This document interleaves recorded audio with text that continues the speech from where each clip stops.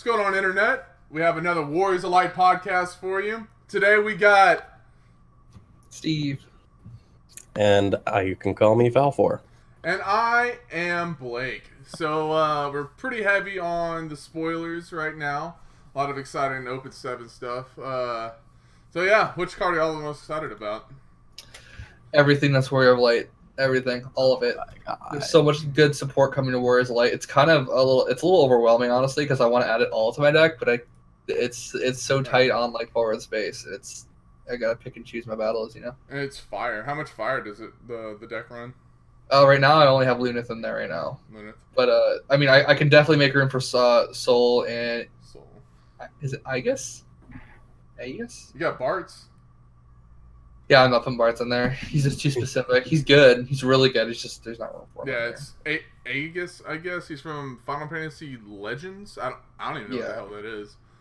And then there's Kryl, which is another Warrior of Light, which I won't be running, unfortunately. She's really good, but I just don't have space for her. And then what's the other one? Do you run any? I mean, with Aegis, do you run any 2-drops in your deck at all? I have Elementalist, and that's about it. Mm-hmm. Yeah, so he's might not be like you said, not a huge game. Soul's pretty cool though. Yeah, he's really good. First Warrior Light with haste. Gold. Yeah, really but Aegis is really good because it makes everything brave. That's super important. Like now, now I can attack with my Warrior of Light, and then I can Bitter End right after I attack with him every time without having to have wall out there. No, Aegis gets brave. Soul. Yeah, Aegis. Right, haste, Soul's the hasty boy. I didn't even think, with that deck getting brave, that means attacking and bitter ending together. Well, That's you can run really Aegis strong. and Soul. Like if you can run them as 3-ofs and drop them turn 1. Yeah, yeah, that's what I'm thinking because that's pretty much the only good thing. Well, that's the other good thing about Aegis is that you do get that 2-drop out there. And if I do run him, like all I'm going to be dropping is either Soul or Elementalist. But I might, if I'm going to get Soul, I might drop Elementalist. You know, but Elementalist is super important too. Kind of wish this Aegis guy was a backup. I really wish he was a backup actually, because then he'd be super easy to put in there. Yeah, that deck does seem to be a little needy when it comes to the backups. But one thing I like right next to Aegis is that Orin. That Orin right there. This boy. Giving your category 10 forwards brave. Like, you got Warriors of Light getting brave, you got category 10 getting brave. And I'll say it right now, Final Fantasy X deck featuring fire, not the strongest thing, but I'm currently running with it with my Tidus Focus deck. And I could easily throw in that Orin, because I have some cards in there that are just there to kind of be blockers and stuff, and Orin would fit right in. So I see the potential for it, and I see where it would be nice. Although some other people were talking about how Cyan from Opus 4, like Cyan gives category 6 cards brave and is cheaper and also has a special ability, so some would say it was an even better card. So Cyan didn't see the most play. It was just those dedicated Final Fantasy VI decks. So it's like, will we see a lot of Orin play? Right. I mean, probably not, but the decks that got them, they're going to abuse them. Yeah. I'm like, this, oh my gosh. Opus 7 is going to probably, in my opinion, bring Tidal to a lot of people that don't play Tidal. Because it's going to beef up 10, it's going to beef up 14, beef up 13 even more. Not that it needs it, but it'll still have it there. And so Tidal is going to be way more competitive than it was. And then on top of that, the tribal support is ridiculous. I wonder if you'll see. I mean, I doubt it, but I mean, I wonder if like Square might try to shift a lot of the focus of their game over to Tidal versus just regular play. It would be nice to see some sanctioned events or maybe some Tidal-only prizes or something for things like that. But from what I can tell from chatting with our local shop owner and from reading things online, they're really more in the habit of just throwing a bunch of promos at the shop and letting the shop kind of do the rest. Right. So I don't really see Tidal being quote-unquote supported, but it would definitely be something that would be fun to do for your local community. Just, hey, we're having a Tidal format, our shop's running it, pack per win or something like that would be nice. So, and then, let's Let's see. We had Lulu, of course. That was really early on. Bomb. Yeah, just adds even more to Final Fantasy X. And do you mind if I go right into my Final Fantasy X rant? Because I wanted to go into that real Sure. I quick. just want to comment on this art of Saz with the face. You know? Oh, yeah. What? I think Genesis even made a meme out of this. It was pretty great. Mm-hmm. Yeah, but It Final was- Fantasy X rant. Let's go. That's good. Well, just I love Final Fantasy X, and I personally love 10-2 as well, but I didn't get into the 10-2 cards as much. So in the last set, Opus 6 has a good bit of 10 cards, and Opus 7 is going to have some as well, but Opus 6 definitely focused on the YRP, Unariku Pain, Gull Wings dynamic, Right. and this set's going more for just Category 10. So just from what's been spoiled so far, like if we get even more, that would be great. But just from what we see here, we got a Lulu, Orin, Kamari, and Tidus, and maybe something I forgot, but those are the big ones that I'm looking at here. And even bigger one. Yeah. 9-cost one. Oh, right. The 9-cost Sin finally getting Sin. Yeah, we'll talk about that one later. That's my pick. I'll talk about that in a second. Good. But then that Kamari, if you could pull that Kamari up for everybody to see. I just want to read them off real quick for those listening at home. He's a 6-drop. What type He's is he? water. Let me get water. down to the That'll waters help. here. There he is. Kamari. So he's a 6-drop 9K, and the cost required to play him onto the field is reduced by 1 for each job guardian you control, which is a good bit of the 10 cards. Right. You got your Tidus, Orin, maybe some Riku or Guardians. I'm not entirely sure, but you got a few out there to reduce the cost, and that's each job guardian, not forward job guardian. So the backup guardians, like if you have Waka, I think that's also a guardian, so that would help. And then also right after that, it says job guardians other than Kamari cannot be chosen by your opponent's abilities, and then the category 10 characters other than Kamari can't be chosen by opponent summons. So not only did Unariku Pain bring protection for Gull Wings, here comes Kamari bringing protection for just basically all the guardians / 10 characters. So that legendary Tidus from Opus 1, I think, is definitely going to see a comeback. I'm using it right now to pretty all right effect, and this is going to be able to protect it even more. So he's most likely, you're going to see him drop for a cost of 4, Right. sometimes 5, most likely 4, and you're going to have a 4-drop 9K that's going to be able That's to do all giving these other protection. bonuses. Yeah, that's giving protection. That's huge. fun. I'm really happy with that. And just to have that Lulu backup too in fire, since I'm running a fire water deck that focuses on 10, or Tidus as well, like Lulu's going to drop his cost even more, and she's a nice little backup there. And it's really cool. The deck I'm running right now could really benefit from all these cards, and it's really cool to see that happening. And that's what I'm excited for. I want to add on that real quick. We haven't seen any Amano Art cards drop yet. Mhm. And what if they drop another Tidus and another Yuna, make them water, Oh, legendary Amano Arts? I think that's going to happen this set because we haven't seen a Yuna in this set yet, and they're focusing so heavily on 10. It would be a disservice that they didn't put Yuna in here. So I think they're going to do another Yuna. She's probably going to be either a hero or a legendary, and they think they're going to do another Tidus, and I think they're both going to be Amano.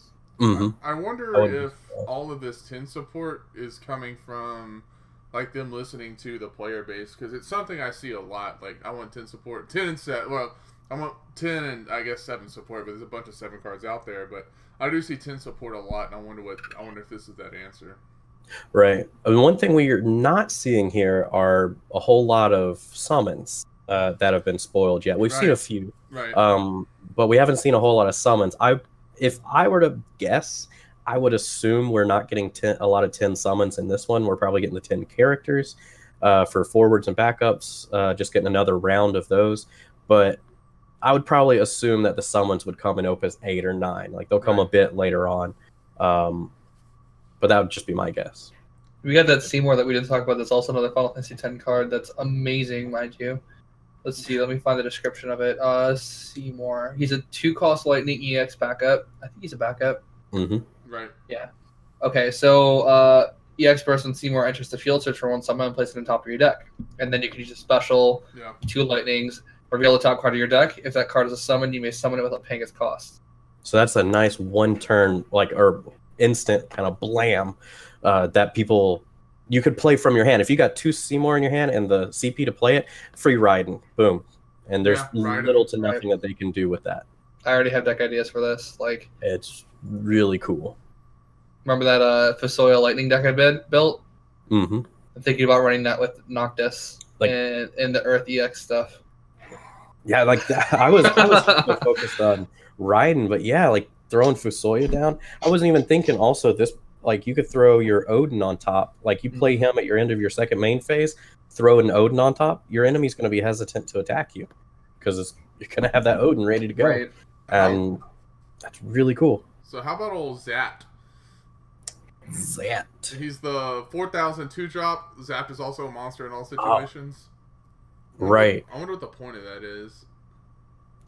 From World of Final Fantasy, I've only played a few hours into it, so I'm assuming he's like a Ramu kind of. Right. Can't That's think of the word, actually icon or something. So yeah, that's his job. So I wouldn't be surprised if we see something like that for Shiva and Ifrit as well. Right. So that's pretty neat. What do you think they're gonna do with that? Like also a monster thing? Is that? I mean, it's a common. Well, yeah, I don't know if we might get other cards like this, but I mean, this is a common, and there's some neat stuff you could do with it, but like, you gotta spend a lot of resources to make it work. Like, I don't think we'll see any real like play out of this card. Mm-hmm. It's just really neat. It's a neat idea. I mean, I guess if you really wanted to, you could like zap and like break dragon to blow him up and then search a Ramu. But I mean, it's an awful lot to just search a Ramu. But Right. Ramu's a good card. Yeah. I've yet to think about a whole lot of options for it. The most basic one coming to mind is, hey, he's just a 2-drop forward that's, throw him out turn 1, get a Rama when you block with him the second turn. So nice little blocker. I don't know if people are gonna devote any real deck space to it, because lightning's pretty flexible, but it's just Lightning has so many good cards already. Is this good enough to replace anything else? And one final statement I want to put on that is for Sealed. This is a card that's pretty neat for Constructed, but if there's no Ramu in Sealed, because we just got one with Opus 6, where there's a good chance we have another one in Opus 7, but if there's not, then it's going to be kind of a bit of a dud, and Sealed is just going to be a 2-drop forward. But just wanted to voice that. Yeah, I just thought it was a neat thing that he was a forward that's also a monster, so that's pretty cool. I think it's a neat idea, and like people kind of latched onto it because it was unique. And then I really liked the Yuri promo, man. This thing looks good. Well, not like the art and everything, just looks really fucking good. And it's got a really it's a full art card, so yeah, that's cool. Oh, speaking of full art, we're finally getting our first one now in form of Noctis, but we'll talk about that in a second. That Yuri, though, like the gold on the white looks so pretty. Like I am, it pops, and it's so smooth and good to look at. Like the 8,000 down at the bottom, it's just, I don't know why when I look at this, it gives me the same feeling as whenever I look at like a good bar of chocolate. It just feels like it's gonna be smooth all the way through. It's just like, this I want this. And you want to talk about the card? Yeah, I mean, it's got a neat enough effect. Like, I mean, it's not complete ass. And that's one thing I really like about these Crystal Chronicle cards is like, and something I'm gonna mention when we go into like the ice later on is like, this is a really cool card, and you can really fine tune your deck to work with this. But it might not be the best card to throw into every deck, but it still may have uses in decks that don't revolve around it. So that's pretty cool. I mean, yeah, you could dole some backups, I mean, you get to choose, you can either draw a card, you can either deal damage, you can choose a forward, dole it, and freeze it. I mean, that's huge. Right. Or something loses any abilities. Mono deck. I mean, so you can, I mean, it's a flexible card. It can work in a lot of different, like, mono-colored decks, especially, because you're more likely to have three backups of the same element. Yep. And that's really cool. I was thinking about running him in Warriors of Light, but again, can't, because he's every element, so he just gets stronger with every warrior out there. Oh, I think about for Warrior Light. That's what my iconic phrase now. I just say that for everything now. It would be really cool. It's just you probably wouldn't be able to use his ability that often. I don't have room to run on him, unfortunately. You said that he was full art, Yuri? Yeah, not in the same form as that as Noctis, but You could like You can see it's transparent. It's, like a lot Okay. better than everybody's else's. Okay, yeah, I got Sorry, I yeah, see. that was a mistake on it. Like you could see all of his art really, really well with everything. Gotcha. Like, Okay. the box doesn't cover him up quite as bad. Mhm. I think it's because he's a light card. Yeah, it probably helps as well. Yeah, but our first full art card is this fucking Noctis here, man. Let's This pull that up. So bad good. boy. That's pretty. Those I want it oh, so man. bad. Buy a box promo. Final Fantasy finally gets some buy a box promos. Like personally, like I mean, yay, more options, and it doesn't take anything away from me. I'm just kind of like, oh, great, yeah, the rich get all these nice cards, and I'm just gonna be over here hoping to open more regular one in the booster. You can, yeah, obviously you can still pull him out of the booster. He's just not going to be full art. Right. Yeah, he's really cool. I'm sure there are going to be other ways to get him, but he's probably going to be like really expensive. Mm-hmm. I've seen places now like the general consensus is you get about it's either 2/3 or 3/4 of your boxes, your order will contain a Noctis. Like the more a store orders, the more Noctis they get. But it's not every single box will get a Noctis, Right. unfortunately. So he's going to be pretty limited. He's going to be great trade bait, that's for sure. And it's just going to be a status symbol, I think. But not only that, it's a really cool card. Steve, do you want to talk about like your idea that you had with some of your Fusoya playing on that? Yeah. So immediately when he came out, the first thing I thought of was how good he's going to come with that. Is it Cecil or Cecil? Cecil. I say Okay. Cecil, but it's actually I think pronounced Cecil. But I'm thinking the water Cecil, the earth Cecil, both of them. The legendary one that EXs off the top of your deck, and then the other one that whenever you take damage, you get it does damage to a forward of your choice. So what I was thinking in my head, I'm like, okay, well you can run a water Fusoya deck, with the summons, the Infernal Summoner. You're searching for your X's, you're trying to pop stuff off the top of your deck, and then you run it with this Earth package also. So you're running it with like Noctis and Cecil, and then you're using Fusoya and you're taking your own damage and like EXing on purpose. I just have so many ideas that I want to run with it. I'm thinking like Earth Water. I'm thinking Earth Lightning because I want to do that Lightning Fusoya package. That's really fun with when you search an Odin, you put on top of your deck, Fusoya it off the top, and that'll work even really well with that new Seymour card too. So there's just so many possibilities, and I'm just really looking forward to running a deck with this in it. Like I already have too many decks, but I'm probably gonna start taking some of them apart just so I have trade bait for this next set because man. Yeah, I don't know if I'm gonna I want to get just get a box. Because I got a box when Opus 6 dropped, and that was really fun. I got a lot of the great cards, and I didn't have like a need to really rush out and like get all the other cards because I got a good set of them. But this time around, I'm a little tighter on funds, so I'm like, I don't know if I'm gonna be able to start off with a box. But this really is.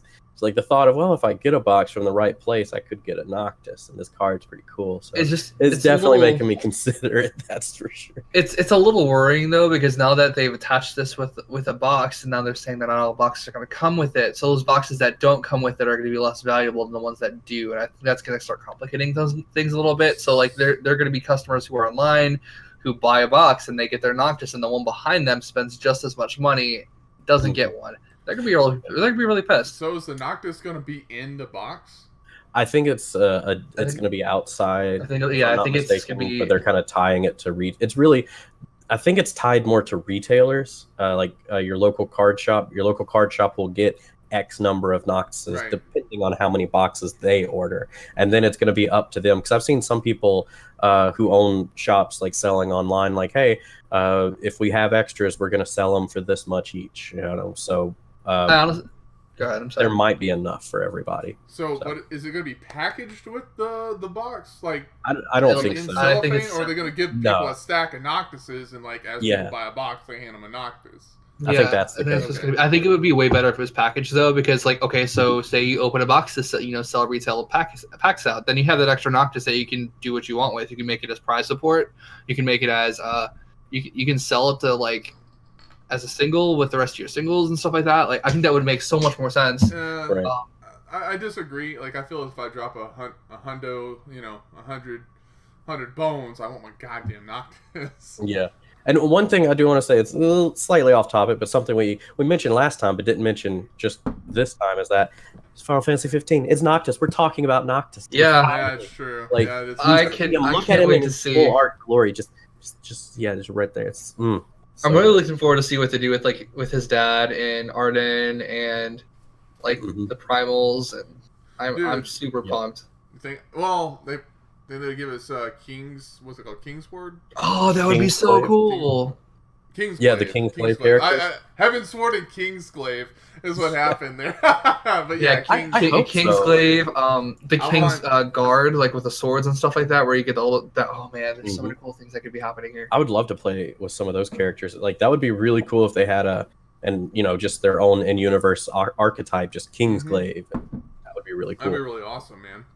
Was one thing Aaron Paul? Yeah, I want Aaron Paul. Let's do it. Yeah. he's- one other thing I just noticed. I know some other people have brought it up online, but he's a prince, so there are a few Right. cards that support princes. So that's That's a Pretty good cool. point. Yeah, I didn't think about that. like that's not a bad job for him to have.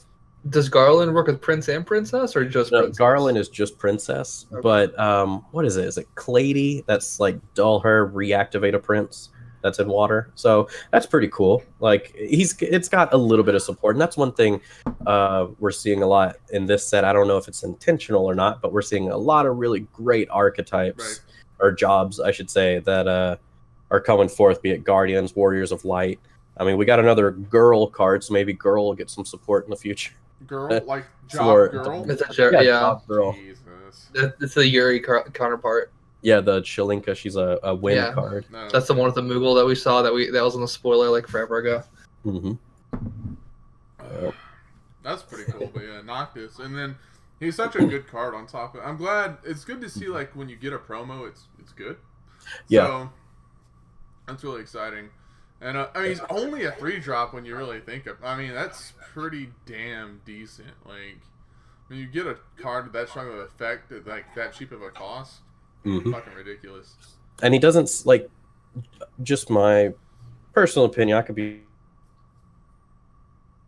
damn good, but not broken, and I love that. You know, he's got options. Right. He's not guaranteed to be great, but if you use him right, he's gonna be great, and that's what I love about so many of these cards. Is like I don't want anything to break the game. I want stuff that brings skill to the forefront, that gives you options, and that's what we're seeing also with Warriors of Light. Is more options for Warriors of Light support. You know, you can use it if you want. So in the end, it just makes your deck all the better with the more options that you have. Yeah, because now I'm sitting like we had our own little 4-player tournament yesterday, and now Warriors of Light seem to be like people know how to play against them. So it's kind of nice that we're gonna get a little refresh in there. Mhm. Because now that the new set 6 came out, and now there's like more combos against them, everything like that. But yeah, I kind of want to go over the ability of Noctis. Go for it. So he's got the EX burst. When you receive damage, choose 1 forward. If you receive 6 points of damage, break it. When you receive a damage, choose 1 forward. Your opponent controls Noctis, and the other forward deal damage equal to the respective power up to the other. And then he is 2 earth and 2 regular. During this turn, the next damage dealt to Noctis becomes 0. So this is every time you take damage. So if you've got that 2-drop Cecil out. Is it 2 or 3? The one that makes your opponent you damage Yeah, I don't 5,000. remember. I think it's 3 in 7,000 attack. So you've got him out. You've got Noctis out. Both 3 cost 7,000. You Fusoya, you chump into an EX or something like that, break something. Now you're picking something for 7,000. Then Cecil does another 5,000, and now Noctis is going to do another 7,000. And then you can Right. pay the rest of your backups Right. and save Noctis. So it's Right. oh god, I'm so excited to play this card. And I draw attention to the fact it says when you receive damage, choose up to 1 forward opponent controls. So you don't have to make him fight Right. a card if you don't want to, because they could have easily made this card 10 times worse by Yeah. saying that you have to. Yeah, if But- sitting across from a fucking Dada Luma and that's it. Yeah, You so, like receive you it, would. you're like, screw oh, yourself. cool. I guess I'll just sit here and nuke my fucking field. Appreciate it.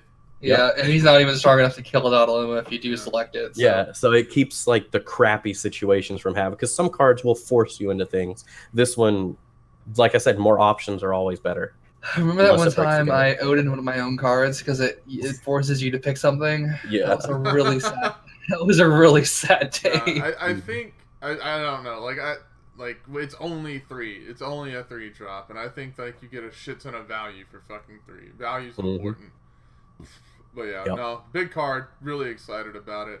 Now my big pick is Sin. Like I can't fucking wait to use this card. Oh, this card is so mean. Like it just makes cost 9. He costs 9. Okay, that's cheaper. Nothing. That's nothing in a Vice Kings deck. Nothing in Vice Kings, but it does. And then, okay, so you draw 17 cards from your Vice Kings. You pull out your Sin, all your Vikings go. You draw a bunch more cards. You draw them right back, or you play a Kalmanite and you search him. He's so easy to pull off. Yep, and I mean, yeah, he's searchable. Like, I run a lot of search in my Vice Kings with Spiritus and Kalmanite, and he just blows up the fucking field, man.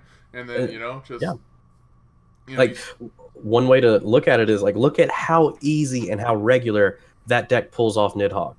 Nidhogg's 9-drop, and this is like not only is it a great card in and of itself, but its special ability, that's just another Nidhogg you got to pull off. And Vice Kings can totally do it. Every time you do this, you do have to take a point of fucking damage, though. So flashing it becomes dangerous. Like if you get little willy-nilly flashing him over and over again, I mean, you're like, oh well. But I mean, you drop him and you put somebody up against a wall a couple of times. Those 1 or 2 points of damage doesn't really matter that much. And then you have a special which can win you the game, and that's to me a huge novelty. And but I mean the big question is like, do you run Sin or do you run Nidhogg? Because I'm going to do a lot of testing, and at face value, Sin seems really, really good. But I actually don't know if he's better than Nidhogg because, one, Nidhogg removes one from the hand. Removes one from the hand as well, and you can take out a really good target. So typically you're not, they're not flooded with a shit ton of targets. This might be a little bit better in the mirror, but ultimately I think Nidhogg might be a better card. But I'm going to test them both and see. I might even try testing running, like, I think I'm going to pull maybe Feral Chaos out and just throw in Sin. We'll play with the Dark lineup a little bit and see what works out, but this is definitely an option. Like, it's definitely a good option. I cannot wait to see what it looks like foiled. I mean, it's bittersweet. I'm really excited to see you start, like, because like you're really interested in running your Vice Kings. Like, you like the deck. You've been liking the deck. You've been watching it play and admiring it. You finally have the deck, and now this huge card is coming out, and it's gonna like congratulations, Blake. You have the best deck in the game now. Well, so many options. All right, so like I'll kind of go over my journey with Vice Kings a little bit. It's like when I first started the game, I'm like, man, having shit in your hand is so valuable. Like, that's how you win. That's how you get stuff out. I'm like, if I could just come up with a way to flood my hand, I'd be unbeatable. And then, Vice Kings happen. I'm like, okay, that's cool. Scott built the deck, and that was a lot of fun, and I played with it a little bit. I'm like, this is cool. I can combo. I can get really, really aggressive. I have a really, really aggressive play style. That's why, like, playing mono lightning was just so terrible for me at first because it's so tempo and, like, kind of methodical. And I didn't like that. So I mean, I really like this deck, but I kind of feel like a whore for like having Vice Kings now. It's like it's just sold out for the one of the best decks, if not the best deck. Which you're coming from Yu-Gi-Oh, so it translates nicely for you, right? It's scary too. Like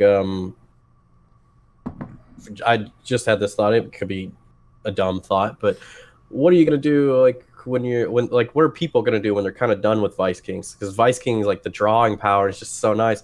It's gonna be kind of like a little bit of withdrawal whenever they go to their next deck. Like if they go from like Vice Kings to Earth or something. I think it's a fire where it's slow. Yeah. I think when Vice Kings is done, like Vice Kings is not gonna be like dead one day, and then you have to play with like these other decks. It's gonna be like something's going to do what it does, but it's gonna do it better. So like that's how I feel. It's gonna happen unless like they come with a ban list or sets or like block sets, and then you're like, well, fuck, I'm done with that because these cards I can't use anymore. Right, which they haven't yet. I wouldn't think that they ever would. But speaking of banned and stuff, I want to talk about our next card here over in Ice. Let's go to Snow. Oh my god, that card. Now I think it's overhyped. It might be. One thing I wanted to say is this is reading it. 4-drop back up. When a forward you control attacks, choose one forward opponent controls. dull it. That's hella strong. And I kept thinking, I was just like, that's OP, that's overpowered. And then I had the idea, I was just like, why does ice get this? What about fire with the ability to like prevent things from blocking? And I was like, what if fire had the same thing in the form of like saws or something? And it's like for every time a forward you control attacks, choose a forward and it can't block this turn. And then like Genesis Online was just like, hey, that'd be crazy OP if you put both of these together. And I'm like, oh man, you're right. If you know these two are used together, that would actually break the game. But then I was like, this card here to me, like, I guess I'm personally a little pissed that it gives ice just even more power behind it. We might see a copy of this for every other element. It might have something similar to it. Obviously, they'd have to be careful because, like Genesis said, if you put them together, the effects are only going to compound. But I guess I'm probably like jumping the gun here by saying how it can already be tempered, but if it turns out to be not that great and just a good card but not great card, that's fine. I'll be happy with it. But right now I'm just seeing doom and gloom, and I just wish that they can errata it. Just personally, not saying that's best for the game, but I wish that they would say when an ice forward you control attacks, choose a forward and dull it. Because like then they could give fire that ability of when a fire forward attacks, choose a forward, it can't block this turn, and they can do the same thing for all the other elements. But I guess this just gives so much more power to ice, and it's just across the board. Yeah, no one any wants to see forward that. attacking. Yeah, and it's just like this card is so anti-fun. I'm actually really upset with it because it's like, and I know everyone's overhyping it, but like, how do you combat that? You can't archer it. Like, everyone has to run. Everyone has to run Sephiroth now.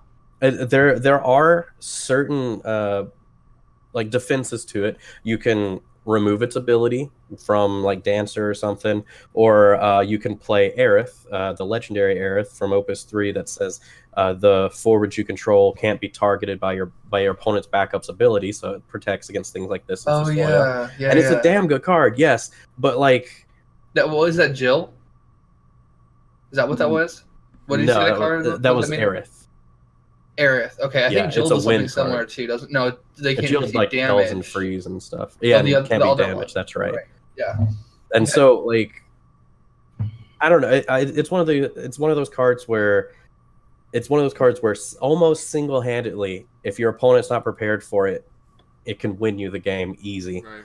And that's the one thing I don't like about it is like, in too many situations, I feel like this opens too many win conditions. But that's just me, though. Yeah, I'm definitely gonna try it in Vice Kings because we got a flooded field. Like, you just don't party attack, and you just one by one methodically dull all their shit. Yeah, I mean, well, the 1-drop snow in that deck is already amazing because it opens up so many avenues for Vikings to actually deal damage. Now all of the Vikings are 1-drop snows. Yeah, so, pretty much. Pretty much. Yeah. I mean, do you guys want to talk about it? Go ahead. I still wanted to talk about this card a little bit. Like, okay, that's fine. I see why everybody, like, there's a huge knee-jerk reaction. It is a rare, which, I mean, I understand Lilo is only a rare, but I don't think this card is going to be as good as everyone thinks it is. Like, I see it being good, but when somebody gets, like, when, like, the mob gets scared of everything, like, you start seeing these tech choices come out. And, like, everybody's going to run this tech choice, and then nobody's going to run snow anymore, and then nobody's going to run the tech choice, and it doesn't matter anymore. Like, that's kind of how card games work, like, a little bit. So, we'll see. I mean, only time will tell. Hopefully, this card isn't really, really degenerate, and, like, you know, the creators of the game are like, oh, yeah, I guess that is bad, but we'll see. Like, I guess, to me, it's just so much utility. And then there's... I'm not saying my idea is the best ever. It's just the idea of they could have made it ice forwards only, and that would have tempered this so much. It still would have given that all of that power to certain decks, but it just wouldn't have made it like it would have made it so Vikings couldn't do it. Right. Essentially, is what I'm saying. Like, this is a lot of power that regularly, that's fine to have a card with a lot of power, but the fact that it fits in my opinion, almost perfectly with one of the most powerful decks in the meta right now, Vice Kings, like, it's scary to me. It's just like, wow, this is going to power up something that really doesn't need more power. Right. And I hope this doesn't break things, or I hope this doesn't make things toxic and just really super, like, infuriating to play against. And we'll see what comes out in the rest of the set. I mean, we don't even have the whole set in front of us before we know, Right. like, what kind of impact, like, Opus 7's going to have on the game. So I'm saying, like, yeah, I understand why people are upset, but just wait. Like, let's just wait until we know exactly what we're working with here. So, and I'm just saying that, really, I'm just saying that just to try to cool people off, because I don't want anybody to leave the community, but... That's true. Right. Yeah, like, I'm like, yeah, I'm definitely, like, I'm not saying it's the end of the world now. I'm just saying this worries me, and I'm anxious to see how it plays out. Right. But along those lines, actually, no, I'll get to this later. Steve, did you say you had a card you wanted to talk about? Oh, I just want to talk about the Sarah that went with it. Oh, yeah, that's a good one to go to. Yeah, she's a legendary. She's Ice okay. legendary. So she's the 4-drop Ice legendary card. She's Commando, 8K. When Sarah enters the field, she has as many characters as Category 13 characters you control. Characters that includes backups. Duel them, Including that snow. Right. including that snow. Duel 2, activate Category 13 character. Choose one forward, freeze it. So it says Duel 2 active Category 13 character, so you can use your backups as that too. Right. To choose one forward and freeze it. That card's really, really good. I'm running that boss deck right now. So that's like the 13 deck is based around dueling everything. So I'm sitting here, I'm talking all this crap about the snow, and I'm probably gonna run it. It's rare, man. Everybody's gonna play test it. Like, it's gonna be heavy play testing, and it's gonna be really annoying at first, but I think people ultimately will figure it out. You know? Like, and then I'm sorry. Go ahead. No, go ahead. No, I was just gonna say the Sarah's really cool, and I can't wait to run her into my 13 deck. If this card is as impactful as people may think it's gonna be, at least it's a rare. At least everyone's gonna really have access to it. Access to it. It would be like way worse if it was a fucking legendary and like really, really fucking impactful, and then like you're shelling out $30-$40, right? And like, yeah, oh, gosh, that's then very everyone doesn't have access to it. So guys, I'm gonna start running ice about Where's the Light. Run ice, period. I guess. Just let's just run ice, mono ice. Yeah, but I did want to say one thing about this Sarah that I just love, and I'd already told you guys, but this is for the listeners at home. This Sarah is exactly what I want to see in ice, or for the time being. This is a card that is going to be amazing in the right decks, but it doesn't give ice itself just a big power boost. Like, you're not going to see this card in every ice deck. You're going to see this card in 13 heavy decks. It might be a Ice Lightning deck or something like Steve's deck where it dulls everything. That already is a monster. This is going to make it even better. But right now, people keep talking about the power creep and how ice gets stronger and stronger and stronger. We had Renoa in the last set that made ice even stronger. And then here comes the Sarah, which is a legendary. So this means this is top of the top, what it's supposed to be. And it's a great card that's not the best, and that's what I wanted to see out of this set. And seeing this gives me hope, because like after the Renoa in the last set, the Renoa, while being a great card to me, I was like, oh, I hope this isn't too great, because seeing Fire get just some all right cards, and then seeing like Renoa, so like here we're seeing Sarah. Sarah is like, that's the power level I want to see on ice cards. That's how you balance out cards. You balance it at the top by making the strongest cards in the next set, taking that power down just a notch while the other things catch up. And that's what I wanted to say about it. Honestly, like, I would rather see like your beast of cards like dark and light, because then you have to make a decision based on your deck profile. Yeah, and that would definitely limit it a lot. But unfortunately, that's not. I mean, we're too far down the rabbit hole for that. A little bit, yeah. Ideally, that's what I would have liked to have seen. Like, if I was designing this game, like, you're just freaking monster beast of cards that are just really, really good would be dark and light. Because then, like, you would have to, like, you couldn't throw them all in there. You just have to make serious decisions to run them. So, and I do want to draw our attention. Are we done with that Sarah card? Yeah. Yeah, I was going to talk about Shiva, but I want to hear what you guys say, sir. I just wanted to drop down real quick to the other dark card that was revealed, Glades. Yeah, I'm not sure. Kind of passed over him. Let's see. Like FFC, that one. Ring of Fates, no clue what that is. It's a DS game that I never got around to playing, but Read it off real quick. He's a 3-drop 8,000. And here's the thing. Cool. You think 3-drop 8,000, well, it's going to have some big drawback. They built in the drawback to this card is that it's a dark card. That's its only drawback, because here's his ability. When he's put from the field to the break zone, select one of the following 3 actions. You got options when he's destroyed. Your opponent randomly discards 1 card, choose a monster in your break zone, add it to your hand, or choose a forward and it loses 5,000 power till the end of turn. There are no drawbacks to this card other than it's a dark card. Yeah, and really the strongest thing about it is it's an early 8K. Mm-hmm. I mean, the abilities, his destroy ability or whatever are all, they're okay. They're not I mean, bad. This is what I expect from a card that's a hero. It's 3. I don't know how much play it'll see because it doesn't do a lot of work and it is a dark card. So right. But it's totally cool. Like I like this card a lot. And the reason I wanted to draw a lot of attention to this is because almost every other card that is slightly above curve has ridiculous drawbacks. Right. Like, I know Dark Lord has an additional ability for whenever he attacks or at the beginning of the attack phase.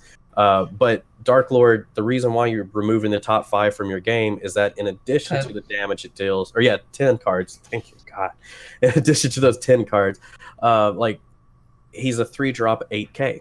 So that's supposed to be a really big deal. Right. And in the end, it hardly ever really matters too much because of one reason or another. And even the Titus that we have in this set, it's a 4-drop 9K, and then you got to bounce a card back to your hand. While that isn't always a bad thing, especially in water, you got your Vikings that can help with.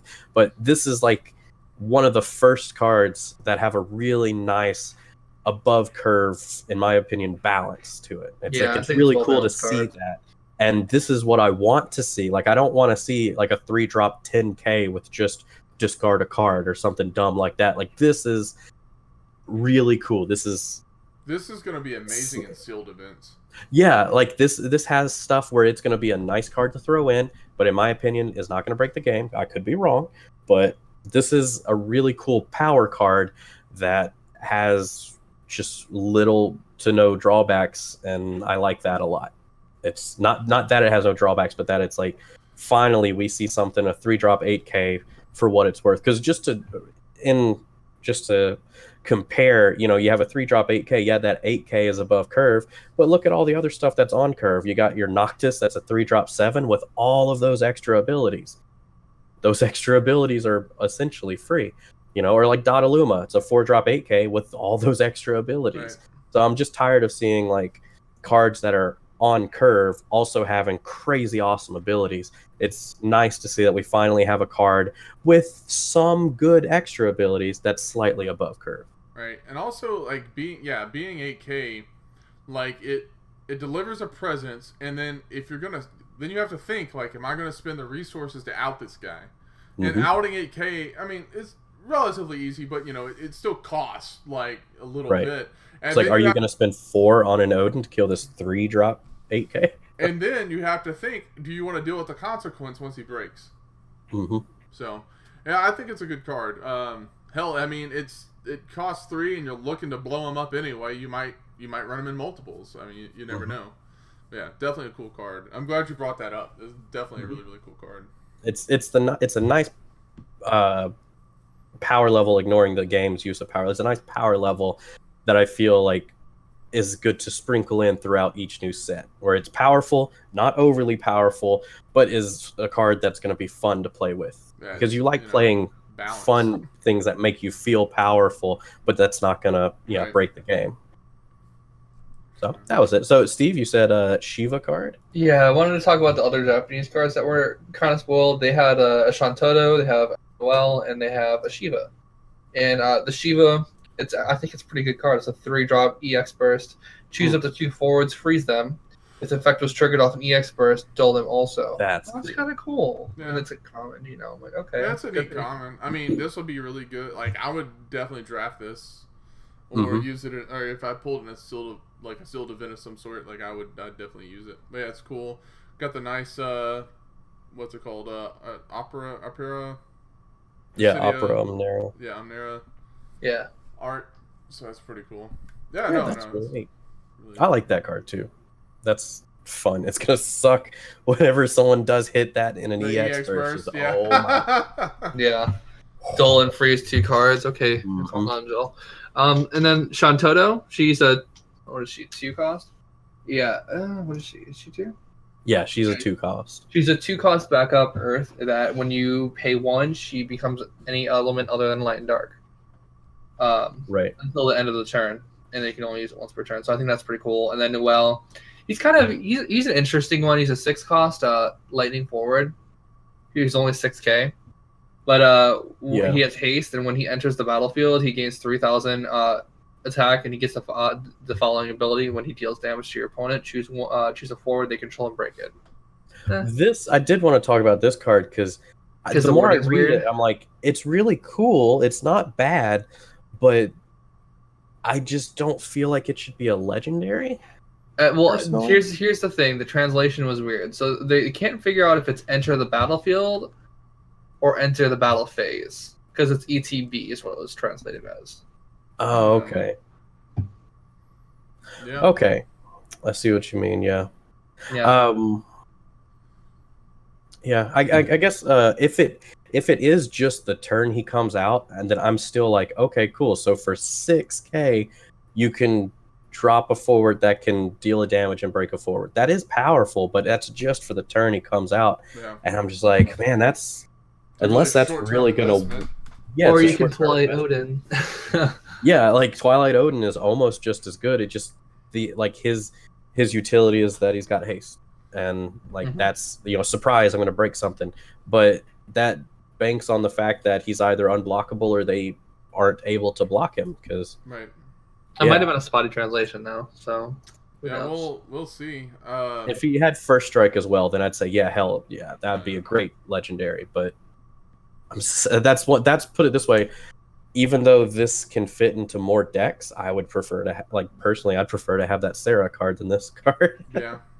And his artwork is just kind of bland. For a legendary card. Yeah, because I just keep comparing it to the Sarah card, and I'm like, Sarah card artwork is amazing, and then this one's just a regular art one. So try not to throw too much shade on it because I do like the card. It's just, God, is there a good Noel yet? Yeah, I know that's crazy about it. Ooh, you're paying for it.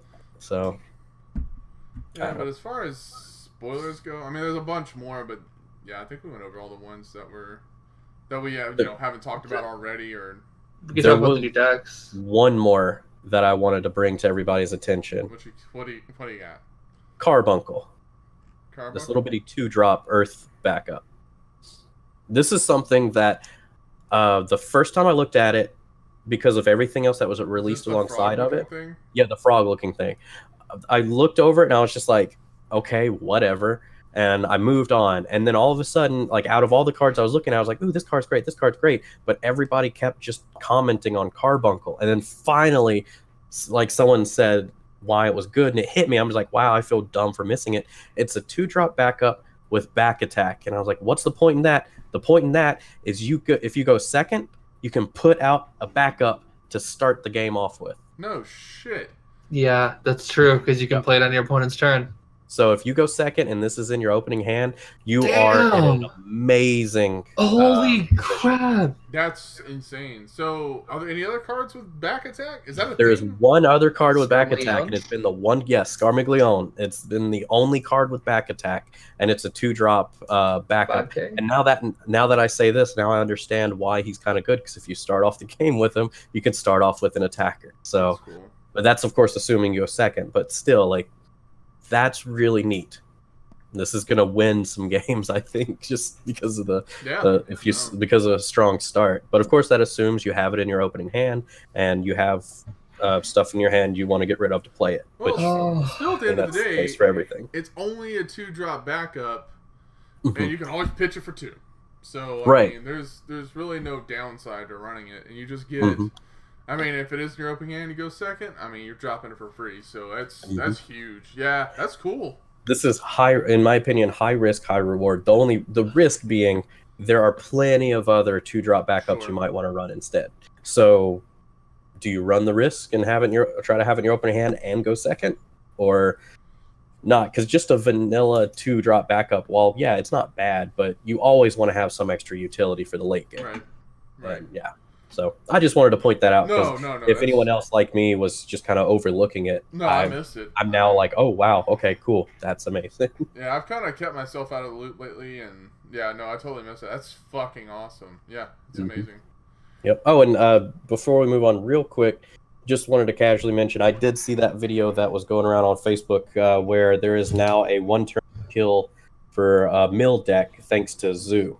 Yeah, and, I did you see started that one? watching it, and then I think a customer came in at work, Okay. and I had to stop the video.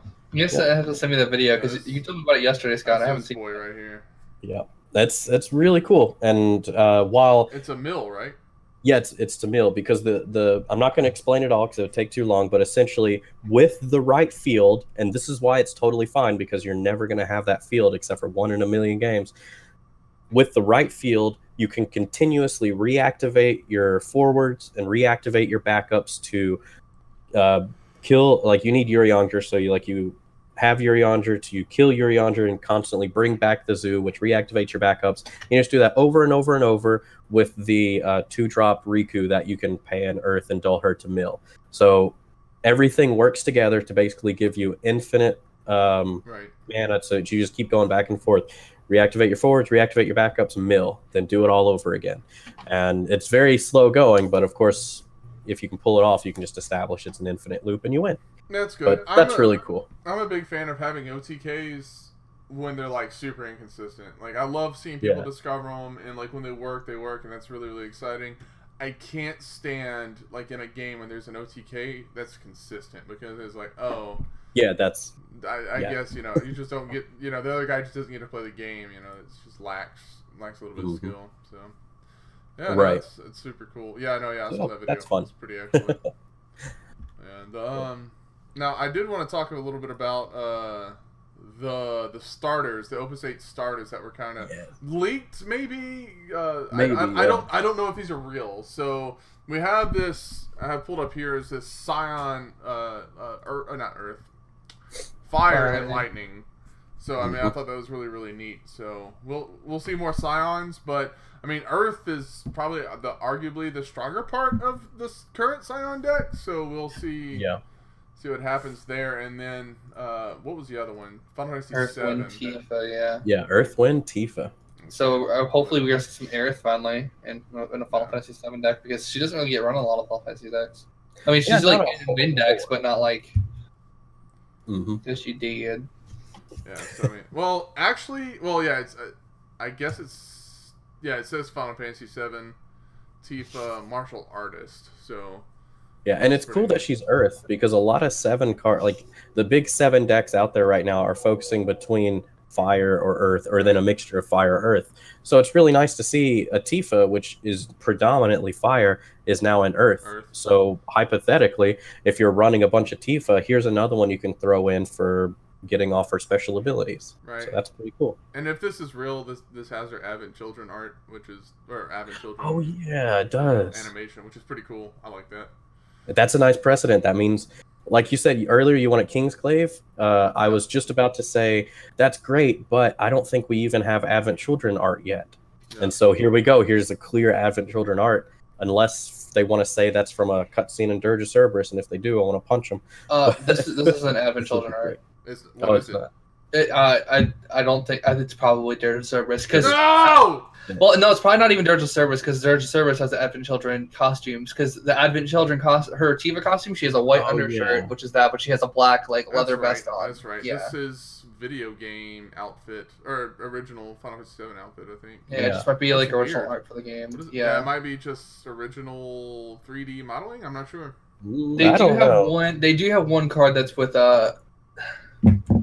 it's Yuffie. That's Advent Children art. It's either Advent Children art or it's Dirge of Cerberus art, but it's Yuffie. It's the Yuffie that becomes a 0 cost whenever you have Vincent on the field. Okay. Yeah, I was definitely a young lad when I played Dirge of Cerberus, so I don't remember who looked like what. I couldn't even remember if Yuffie was in the damn game. So. Yeah, she was big in the game. Was she? Yeah.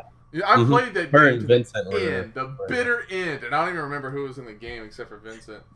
It's a game a lot of people forget about. But I yeah, loved it, man. I think I loved it, but like I don't think that game aged well, so I'm not gonna go back and play it. yeah, I've seen a lot of retrospectives recently on YouTube about it, just because I wanted to relive it, and I'm just like, wow, this is. I remember it being kind of choppy in parts, but I'm scared to ever go back and play it because the way they describe it is so bad. But to fit with the theme of this episode, or what I've been talking about, at least, like more and more options. Like, no, we got options now for an Earth Tifa, and then for the Scion deck, with it being fire and lightning, it already using lightning. I mean, the original already using lightning. That means if there's more Scion support that comes in lightning, that's going to be more options for the deck that's already out there. Right. And then me and Steve were talking earlier about does this mean people are going to try to run 3-color Scions maybe? And I guess the answer to that is it depends on how good the starter cards are in this deck, and it depends on if Final Fantasy of the Opus 8 has more support for them. So if these are the only Scions that come out of Opus 8, then I wouldn't expect more than 3 unique cards from the deck, and I don't think people are going to be running 3 colors for just 3 cards unless those cards are really, really good. Yeah, they'll definitely, like, obviously the less colors, like, the more of an optimization you start to run into. So things would have to be pretty necessary to, I think, get into 3 colors. Yeah, but granted, when it comes to the Earth colors, like, as far as Scions go, except for the newest set from the original set of Opus 5, it was just the starter cards that they ran, because those were the only Scions that I think were in the whole thing from the Earth element, and then of course they threw in Wall because they could. Yeah, that made it really powerful. Yeah, that's the thing about like why you see so much Earth in the Scions right now is like you got Wall and Shantoto. Hell, I think the guy that even taught Nats ran well, he didn't run Shantoto, he ran Dataluma. You know? Yeah, Dataluma is a popular one to throw in. You have to weigh like your options there. Like, do you throw out these cards that are really good? You gotta get rid of the Ida, and now you gotta get rid of Ida, Ishtola, and Dataluma. Kill me. Good luck. Oh my God. I'm really excited to see what this deck brings, because I am a little nervous because, like, here it is. These are the first starter decks that we're getting since our last starter decks, and it's already another 14 deck with Scions. Yeah. So I'm a little like, did we need this? I'm hoping that the creators know what they're doing, and I'm sure that they do. But it's just like, you didn't want to throw out like an 8 starter deck instead, or I'd like to see a love for another franchise. To do a back-to-back Final Fantasy 14. And that's assuming this is even real. Yeah, that's true. I mean, we don't know this to be a fact yet. I mean, I assume another Final Fantasy 7 starter deck's going to come around at some point because people love Final Fantasy 7 and it's going to sell. We've already had 2 Final Fantasy 13 starters, so well, remember in our last, I was just saying, the last video that we had, they talked about having 3 starter decks. Maybe there's one more coming. I think they talked about having 3. They said 14, 15, and 7. Okay. Oh yeah. That is. I believe that's what we talked about last time. They might just be focusing on it in the set, and I don't know if that will be another starter deck. I hope there will be, though. They're specifically talking about starter decks. I hope so. But I guess it would fit with the trend of like, they usually have starter decks every other opus, so ignoring the dual deck coming out soon, it has in the past gone 3, 2, 3 in the number of starter decks, so this does fit in with the 2. So if it just goes 3, 2, 3, 2, 3, 2, then we are due for another 2 starter decks. So if this is all we get, it doesn't surprise me. Right. So I guess y'all want to talk about Nats a little bit and then wrap this up? Sure. Yeah. I feel bad for like talking so much about spoilers and stuff, and then like most people who are like really into the game, they're in it for the competitive scene, and I just have not been following it recently like I used to. I guess I've just been distracted doing other stuff, and then well, the good news is that there's a couple little like random things in there, but I mean it's kind of as expected, you know. Right. I mean, you got one Mono Lightning in there. You got plenty of ice, some Vice Kings and Scions. So, I mean, big hats off to Chris Lopez for taking the event, man. You know, way to go. First first Nats that I've been able to witness. So I mean, big Yeah, hats off. it is nice to see it in real time instead of watching like months old videos. Right, right, exactly. And Don't it like was, his deck name, but it's yeah, really ISIS. creative deck. You know, it's a mono ice. You know, so I mean, you know, I don't blame anybody to doing what it takes to win. You know, I mean, if it took running mono ice, you know, freaking ice turbo to go win Nats, because I mean, if you're gonna spend all that money to get there, you know, I mean, you might as well do what it takes. So I mean, hats off. And it was nice to see, like, of the top 16, there was a lot of ice, but there were only two, if I'm looking at it correctly, two mono real ice. mono ice. And then there were a few other like ice heavy decks. Right. Like there was one that was ice earth. But Ice one thing that I was happy to see is that the top two, while the top two decks were ice, the second deck was ice wind. Right. And that was something I really hadn't seen a whole lot before myself. So I was like, okay, that's pretty neat. It's just using essentially the good stuffs of both elements, yeah. and the powerhouse of ice. And I was happy for it. It was nice that it wasn't just mono ice versus mono ice, and so I was like, okay, that's cool. And then a nice Dodaluma deck coming in third. Yeah, Big Daddy Luma, baby. Yep. Yeah, and then this Scion deck down here by Brian Liu, this is the one I was talking about. Like, was really really cool because he didn't even run Shantoto. He did run 3 copies of Dodaluma. He ran 3 copies of Wall, which you typically see him as a 2 of. 3 Cecils. You know, that was super neat. So, I mean, this guy was extremely successful.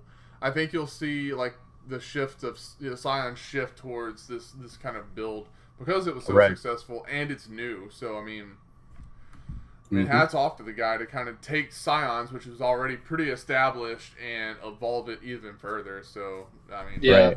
And God, it just I do like Dodaluma in there.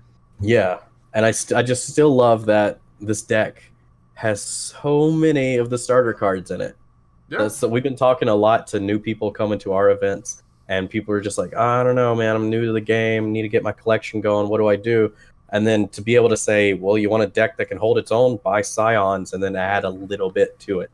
Like this deck, yeah, it's got some really high cost cards in the form of like Wall, and that Cecil's not cheap, and Dodaluma neither. But overall, like the core of this is just the starter deck, and then you just add whatever good cards from Lightning and Earth you have to it, and you have a solid deck at a low price, and you can start off with your friends. Yeah, and if you're just playing locals, like you can buy this and slowly like take your own cards and like build towards something like this. I mean, you don't have to have it right out the gate, you know, if you're just sitting there playing at your local shop. So, but yeah, no, again, big ups to Brian Liu, I think was his name, like to just take Scions and transform them again. Like that is super freaking awesome. Yep.